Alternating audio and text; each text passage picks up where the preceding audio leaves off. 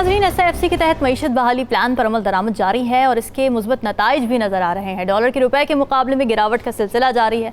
रवां हफ्ते अमरीकी डॉलर करेंसी एक्सचेंज की दोनों मार्केट्स में रिवर्स गियर में रहा और रुपए को इस्तेहकाम मिला। हफ्तावार करेंसी रिपोर्ट ये बताती है कि गैर कानूनी सरगर्मियों में मुलविस मशकूक शोबों के खिलाफ क्रैकडाउन की वजह से डॉलर तनज़ुली का शिकार रहा है, जबकि हफ्तावार कारोबार में डॉलर के मुकाबले में रुपया मजीद 1.38% मजबूत हुआ है। निगरान वफाकी हुकूमत ने टैक्स वसूलियों में इजाफे के निज़ाम में भी खामियों की निशानदही की है और तजावीज़ के लिए माहिरीन मईशत और साबिक़ टैक्स अफसरान पर मुश्तमिल 9 रुकनी टास्क फोर्स कायम कर दी है। निगरान वज़ीर ख़जाना की सरबराही में ये टास्क फोर्स कायम की गई है और इसमें स्मगलिंग और बदउनवानी से मईशत को होने वाले नुकसान की रोकथाम की सिफारिशात मुरतब की जाएंगी और ऐसे शोबों की निशानदेही भी की जाएगी जिनसे ज़्यादा टैक्स जमा किया जा सकता है। ये सब इक़दामात मईशत के लिए कितने खुशाइंद हैं, इसी पर अपने तजियाकारों से बात कर लेते हैं। राव खालिद साहब, रुपए की कदर में रोज़ बरोज़ हम जिस तरह का इजाफा देख रहे हैं, कितना स्ट्रॉन्ग इंडिकेटर है ये इस बात का कि हमारा मईशत बहाली प्लान अपनी कामयाबी की जानिब गामज़न है? देखिए, मैं ये डॉलर का पर्टिकुलरली जो है ये इसको थोड़ा सा अलग से हमें देखना होगा जी। इसके पीछे फैक्टर्स क्या थे या क्या हैं, पहले बढ़ने के क्या थे और कब कम होने के क्या हैं। बढ़ने के तो सीधी सी बात है, इसमें जो बैंकर्स थे, स्मगलर्स थे, जो इलीगल एक्सचेंज कंपनीज थी, सट्टाबाज थे, ये सब मिलके इसके साथ खेल रहे थे और उन्होंने बहुत ज़्यादा उसमें कह ले के पैसा कमाया, धड़ाधड़ माल बनाया उसमें, जिसमें हमारे पड़ोसी मुल्क अफ़गानिस्तान से भी लोग शामिल थे जो कैश लेके फिर रहे होते थे वैनों में, और जहाँ उनको पता लगता था वहाँ जाके बोली लगाते थे और डॉलर उठा लेते थे। तो ये एक पूरा नेटवर्क ऑपरेट कर रहा था। और उसमें सबसे हैरत की बात यह है कि जब पिछली हुकूमत मौजूद थी, ये सब कुछ पता होने के बावजूद उन्होंने ये स्टेप्स क्यों नहीं लिए? ये एक बहुत बड़ा सवालिया निशान है, जो मेरा ख्याल उसकी तहकीक भी होनी चाहिए किस तरह से हुआ। बैंकों की हद तक हुआ, उनके फाइन भी कुछ किए गए, कहा गया जी 56 अरब कमा लिया, किसी ने 60 अरब कमा लिया। इसमें से कहा ज़रूर गया, लेकिन 2 करोड़ का किसी को जुर्माना, किसी को 50 लाख का, तो ये कोई हल नहीं है उसका। ये कल को भी हो सकता है, क्योंकि अब जो मौजूदा जो इक़दाम किए गए हैं उसमें जो मार्केट में ओपन जो इलीगल एक्सचेंज कंपनीज काम कर रही थी उनको कह ले के खौफ पैदा हुआ है, तो वो पीछे हटी हैं। उसके बाद आपने जो डॉलर के तरसील के हवाले से जो आप इंपोर्ट्स के लिए कर रहे थे, पहले पाबंदी थी तो मार्केट से जाके आपको वो लेना पड़ता था, तो उसकी वजह से बड़े मसाइल पैदा होते थे। तो उसके अपनी मर्ज़ी के रेट्स वगैरह लोग लेते थे, देते थे, जिस तरह से उसके साथ खिलवाड़ किया जा रहा था। तो उसके ऊपर अब इंपोर्ट के ऊपर तो पाबंदी उठा ली है, उसका एक अलग इम्पैक्ट होगा, मैं आगे चल के बताता हूँ। उसके बाद अभी जो स्टेप लिया गया है बुनियादी तौर पर, इसकी वजह से कम ज़रूर हुआ है, सर्टनली उसके बड़ा इम्पैक्ट आया और अच्छा खासा इम्पैक्ट आया। पहली दफ़ा मार्केट में है कि ओपन मार्केट का रेट कम जा रहा है और बैंक का रेट ज़्यादा है। ये पाकिस्तान की तारीख में ऐसा कभी नहीं हुआ कि ओपन मार्केट में कम पे मिल रहा और वो बैंक का रेट उस पर ज़्यादा हो। लेकिन क्या ये सस्टेनेबल है? असल बात ये, क्या ये सस्टेनेबल है? क्या हमारी जो डॉलर की अर्निंग्स हैं वो भले एक्सपोर्ट की सूरत में हो, भले इंटरनेशनल जो हमें मिलते हैं, जो हम करते हैं प्रोजेक्ट्स वगैरह, उसके लिए जो एड आती है उसमें भी डॉलर्स आते हैं ज़ाहिर आपके पास, या रिमिटेंसेस की सूरत में जो चीज़ें आपके पास आती हैं डॉलर की सूरत में, वो ये सस्टेनेबल है कि नहीं है? अब उसमें हम देखते हैं कि IMF के साथ जो हमारा स्टैंड बाई एग्रीमेंट हुआ है, उसमें उन्होंने जो प्रोजेक्शन दी है वो उसमें 30% डेप्रिसिएशन की उनकी प्रोजेक्शन है जी। जो रिसेंट प्रोजेक्शन है डॉलर की, पाकिस्तानी रुपये की, सॉरी, डेप्रिसिएशन 30% की उन्होंने प्रोजेक्ट की है। अच्छा। अगर इंपोर्ट हमारी इसी तरह जारी रहती है तो उससे फिर तजारती खसारे का मसला हमारा पैदा होता है उससे। तो ये ऐसे इश्यूज हैं जिसके ऊपर ये अभी कमेटी बन गई है। आई होप के उसमें ये सारी चीज़ें मद्देनज़र होंगी उनके सारा। और सबसे बुनियादी बात जो हमारा जो कह लें कि जो रेगुलेटरी सिस्टम है, जो वो स्टेट बैंक के हवाले से मैं कहूँगा वो फेलियर का शिकार हुआ पिछले 2-4 महीने पहले तक। उन्होंने एक्ट नहीं किया प्रॉपरली। अगर वो प्रॉपरली एक्ट करते जो अब कर रहे हैं तो वो शायद हम ये इस तरह से डॉलर 320 क्या शायद 280 से ऊपर भी ना जाता। तो अभी जो प्रोजेक्ट की जा रही है इसकी प्राइस वो 250-60 की जा रही है अराउंड। चले हम IMF का लगा के करें 280 होगा, लेकिन 300 तो किसी सूरत नहीं इसका बनता। 280 तक, 275 तक एक रीजनेबल उसकी जो कह रहे रैशनल, जो मार्केट फोर्सेस भी अगर डिटर्मिन करे वो करती है। ओवरऑल जो रिवाइवल है उसके लिए हमें पॉलिसी मेकिंग और उसकी कंटिन्यूटी और जो सस्टेनेबिलिटी वो बहुत इंपॉर्टेंट है। तो उसके लिए हमें ये करना कि हमारे यहाँ एक बड़ी डिबेट आजकल चल रही है, लोग ट्विटर पे भी इधर उधर बड़े बड़े सियाने लोग कर रहे हैं कि जी यहाँ पे इतने प्राइम मिनिस्टर चेंज हो गए पिछले 10 सालों में, 15 सालों में, तो ये हो गया तो वो हो गया। तो वो प्राइम मिनिस्टर चेंज होने से कोई फ़र्क नहीं पड़ता। जापान में भी कोई 17 सालों में 9 प्राइम मिनिस्टर चेंज हुए हैं, केयर टेकर नहीं थे वहाँ पे। बरतानिया में भी अभी 3-4 चेंज हो चुके हैं। तो मसला ये है कि जो पॉलिसी आप बनाते हैं, अगर सही पॉलिसी होगी, उसको सही तरीके से चलाया जाएगा, तो प्राइम मिनिस्टर के आने जाने से, हुकूमतों के आने जाने से फ़र्क नहीं पड़ता। हम देखते हैं पड़ोस में 1991 में उन्होंने इकोनॉमिक रिवाइवल का स्टेप उठाया, जहां उन्होंने सोना जमा किया लोगों से। 47 टन सोना लोगों ने जमा कराया।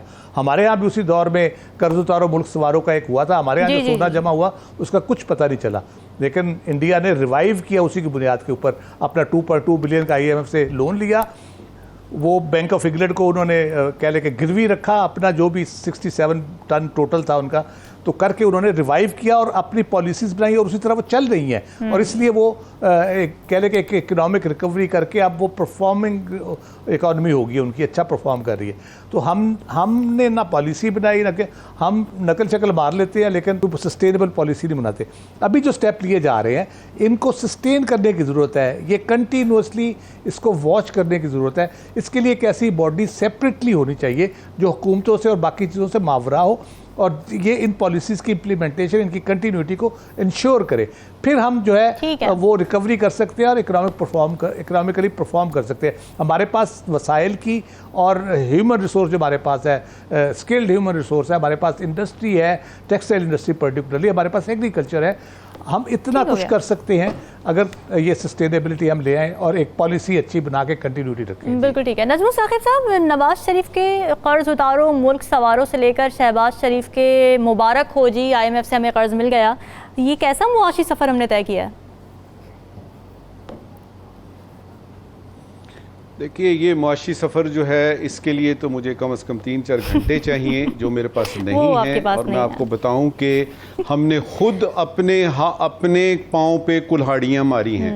देखिए, मैं जहाँ सब्ज़ी लेने जाता हूँ ना रामीन जी, उसने परसों मैं उसके पास गया, उसने मुझे पूछा सर ये डॉलर जो है ये कमज़ोर हो रहा है, रुपया बढ़ रहा है, लेकिन मेरी सब्जियों पे क्या फ़र्क है इसका, मेरे कारोबार पे क्या फ़र्क है इसका। तो मैंने उसको फिर 10 मिनट खड़े होके ना तो समझाया कि ये क्या डायनामिक्स है, ये क्या बला है, यानी डॉलर, क्योंकि उसका तो मसला ही नहीं है डॉलर तो मसला उन लोगों का जिन्होंने के वो देखे हैं, जिन्होंने उसमें बिजनेस करना है, या वो लोग जिन्होंने के डॉलर में पेमेंट करनी है, कोई LC खुला है, कोई हिसाब किताब हुआ है, आपने इंपोर्ट करनी है तो आपको डॉलर चाहिए। देखिए, सबसे पहली बात कि आपको ये पब्लिक अपनी को बताना है, अपने आप को समझाना है। ये कोई इतनी रॉकेट साइंस नहीं है, ना ही ये कोई केन्स की बहुत बड़ी कोई इकोनॉमिक्स का वो है। उनको ये बताना है कि ये पैसा जो रुपए की कीमत बढ़ेगी तो आपकी जो कीमतें, जो कंज्यूमर आइटम्स हैं वो कम होंगी, और जब रुपए की कीमत बढ़ेगी, कीमतें आपकी कम होंगी, तो आपकी पॉकेट जो है वो भारी होगी, आपको उसमें आसानी होगी, आपकी जो बाइंग पावर है, जो आपकी खरीद की ताकत है वो बढ़ेगी। अब उसमें वो पूछते हैं, दूसरा सवाल उसका ये था, बिजली के बिल तो वैसे ही हैं, बिजली के बिल तो बढ़ रहे हैं, पेट्रोल की कीमत तो फिर बढ़ा दी है। फिर मुझे 10 मिनट लगाने पड़े और ये बताना पड़ा कि ये 3 मुख्तलिफ चीजें हैं। रुपए का आपका ज्यादा कीमत बढ़ने का, बिजली की कीमतों की तो और है, उसमें IPPs आते हैं, आलमी आपकी कीमतें आती हैं, उसमें हम लोगों ने जो गलत किस्म के किए हुए हैं यानी एग्रीमेंट्स वो आते हैं, वगैरह वगैरह।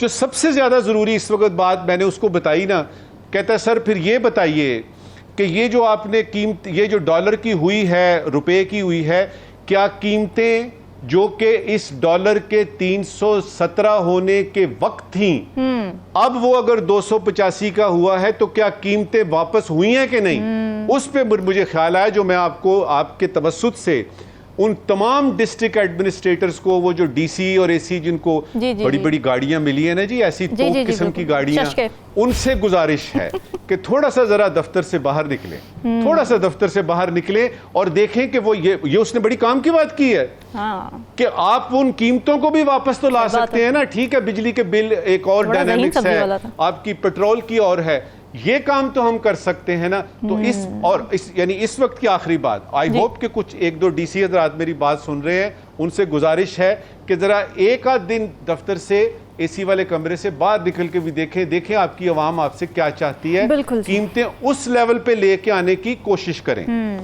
आप आते हैं इसकी तरफ कि ये जो मुआशी आपने जहां से शुरू किया ना, राव साहब ने बड़े अच्छे तरीके से आपको बता दिया। जी जी। देखिए, आपकी मुआशी हालत जो है ना, वो कोई पथरी नहीं है गुर्दे की कि ऑपरेशन किया, पथरी निकाली, गाल खत्म। अच्छा, आपकी मुआशी हालत इतनी बुरी हो चुकी है कि उसके लिए कीमोथेरेपी करनी पड़ेगी, और उस कीमोथेरेपी करने के लिए अच्छे डॉक्टरों का होना बड़ा जरूरी है, और फिर उसमें वक्त लगेगा। जो बात है, दो बातें हैं कि आपने जो प्रोसेस शुरू किया है इसको तोड़ तक पहुंचाइएगा, जिस किसी ने भी शुरू किया है। नंबर 2 कि जो अभी सियासी आपका इस्तेहकाम हम आने का देख रहे हैं, इलेक्शन हो रहे हैं, उसमें जो हुकूमत आए उस पे बावर कराइएगा कि आप इस मुल्क पे हुकूमत करने नहीं आए, आप इस मुल्क पे अवाम की खिदमत करने के लिए आए हैं, और इस मुआशी प्रोसेस को अवाम की खिदमत करने आए, और इस मुआशी प्रोसेस को आपने आगे लेकर चलना है, क्योंकि ये कम से कम 5-6 साल का प्रोग्राम है। और मेरी दुआ है कि मेरे पाकिस्तानियों को, जितने मेरे अवाम हैं, जिन तक ये उनकी हालत बेहतर हो, और जो साहिब इक़्तिदार लोग हैं वो इसको आगे लेके बढ़े। कोई एक दफ़ा तो ऐसा हो कि आप लोग इक़्तिदार में आएँ और अवाम का सोचें। बिल्कुल जी। एमडी साहब, आपको क्या लगता है ये जो इक़दाम लिए जा रहे हैं, कितने सस्टेनेबल ये हैं, कितने दूररस असरात होंगे, और क्या आम आदमी पर भी इसके कोई फ़वाइद वो हासिल करने में कामयाब हो सकेगा जल्द? बिल्कुल जी, इसके असरात जो हैं वो तो अभी भी मैं पढ़ रहा था कि इस वक्त जो है 3200 अरब रुपया जो है ना हमारा कर्जा रियायत मिली है, रुपए की कीमत जो है कदर मुस्तकम होने की वजह से। इसके अलावा जो है ना मुख्तलिफ अशिया की जो रेट्स हैं उनमें भी कमी वाक़या हुई है। लेकिन बात यहाँ पे जिस तरह सादिक साहब कह रहे हैं कि नीचे जो मार्केट लेवल पे चीज़ें पहुँचती हैं, उसके लिए हमारी जो एडमिनिस्ट्रेशन है उसको इसके ऊपर चेक एंड बैलेंस रखना चाहिए कि अगर डॉलर की कीमत 332 रुपए थी, और उस वक्त मार्केट में जो है वो टमाटर की कीमत क्या थी, सब्जियों की कीमत क्या थी, इसके अलावा जो है बाकी अशिया की कीमत क्या थी, और अब अगर वो 280 पे आ गया है, तो उन चीजों की कीमतों में कमी वाक़या हुई है या नहीं हुई है? सही बात। देखिए, डॉलर की कीमत में तो कमी अगर इससे भी नीचे आ जाएगा, डॉलर 250 पे, मुझे मान है कि इंशाल्लाह डॉलर 250 पे आएगा, रुपया हमारा जो है उसमें वो मुस्तकम होगा। लेकिन उसका असर जो है वो हमारे लोगों तक जाना चाहिए, जो नीचे बिल्कुल सफेदपोश तबका है, जो गरीब हैं, जो दिहाड़ीदार हैं, मजदूर हैं, उनको डॉलर से कोई गर्ज नहीं है। जिस तरह के राव खालिद साहब ने भी कहा है कि वो उनको डॉलर में उनका पता ही नहीं है उनको कि डॉलर क्या है। उनको तो रुपये से गर्ज है, और पाकिस्तान का रुपया अगर मुस्तकम होगा तो यकीनी तौर पे हमारे जो कर्जे हैं उसमें भी हमें अदायगियों में उसको बड़ा रिलीफ मिल सकता है। इसके अलावा रुपये की कदर जो है मुस्तकम होने से हमारी मार्केट वैल्यू जो है उसमें भी इजाफा हो सकता है।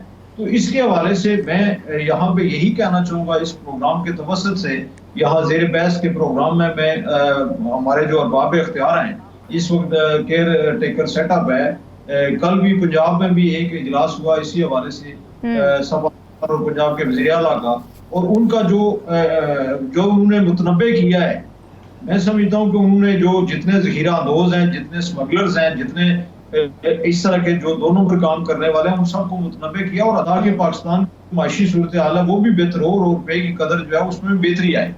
तो मैं यहाँ पे आखिरी बात यही कहूँगा कि जब तक हमारी पॉलिसियों का तसलसल नहीं होता है, हुकूमत एक फैसला करती है, हुकूमत पाकिस्तान में उसमें कोई वज़ीर आज़म मैटर नहीं करता है, कोई कैबिनेट मैटर नहीं करती, तो हुकूमत पाकिस्तान का जो फैसला है, जो इस वक्त की अगली हुकूमत आने वाली जो है उसको भी अगर चलती ये है। सारे प्लान्स बहुत अच्छे हैं, लेकिन जब तक तसलसल तब तक हम कोई दूररस असरात इस हवाले से देख नहीं सकते। नाज़रीन, डिस्कशन आपने सुनी, हमें दीजिए इजाज़त, अल्लाह हाफ़िज़।